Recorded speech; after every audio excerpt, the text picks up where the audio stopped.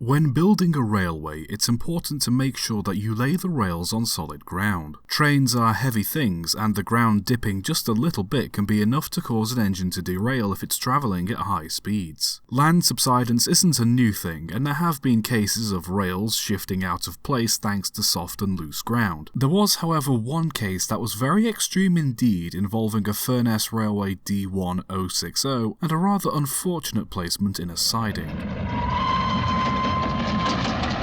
It was Thursday the 22nd of September 1892. A 7 AM morning goods train had stopped in a siding near Lindal in Furness. The driver was shunting the engine when he suddenly noticed cracks opening up in the ground beneath the locomotive. He quickly shut off steam and both he and the fireman jumped from the engine. No sooner had they done that, the ground opened up a sheer-sided hole 30 feet wide and roughly 30 feet deep. The locomotive fell in front first, with the tender remaining on the surface. The rails it stood on were snapped off, and the tracks on the two main lines either side of it were partially left suspended over the hole. Passenger trains passing the area made passengers disembark from their coaches and walk around the hole while the coaches were carefully rolled past on stable pieces of track. People flocked to see the hole, and police and railway staff had a hard time keeping people back. Some onlookers spread rumours that a whole passenger train had gone into the hole and many were killed or injured. This was untrue, but it kept people staring at the mess in wonder. Workmen brought in a crane and tool van and positioned them on the sturdiest parts of the line in an attempt to retrieve the engine. At 2:30 PM, while the men were on break, the hole collapsed another 30 feet down with the locomotive buried by dirt. Witnesses were awestruck to see a machine of such size simply vanish from sight. The hole became even wider, causing all 8 sets of track to become twisted, making none of the rails safe to use. Because the line carried important goods, such as coal coke for the nearby ironworks, it was vital that it be made stable as soon as possible. Trainloads of ballast were brought to the hole in an attempt to fill it. Eventually, it took roughly 300 wagons of ballast to fill the hole in and re-level the rest of the tracks. Nobody is 100% sure why the hole appeared in the first place, but the current explanation is a mixture of both land subsidence and old mining tunnels. The area was known to be affected by subsidence as trains were explicitly instructed to slow down while passing over that part of the line. Other nearby fields were heavily affected by land subsidence too, with the farmhouse having to be abandoned for this reason. There were also 2 levels of mine beneath the part of the line that collapsed. The upper level was abandoned, but workers on the lower level could hear engines passing overhead and predicted there would one day be an accident. It's suspected that the area had a large deposit of sand beneath it and that an underground stream had washed it away. This was further backed up by the fact it had rained heavily and flooded a few days before the accident. The mines, also having a history of caving in, only further helped weaken the land. Rather humorously, the engine is still buried there, and as it was never officially scrapped, it's currently recorded as preserved. It's unknown how deep the engine is buried under the ground, with most speculating around 90 feet while others say deeper. Over the years there have been some attempts to unearth the engine, but none have ever gone further than the planning stage. So I suppose for now it'll just have to stay where it is. But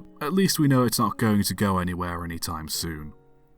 Subscribe for more.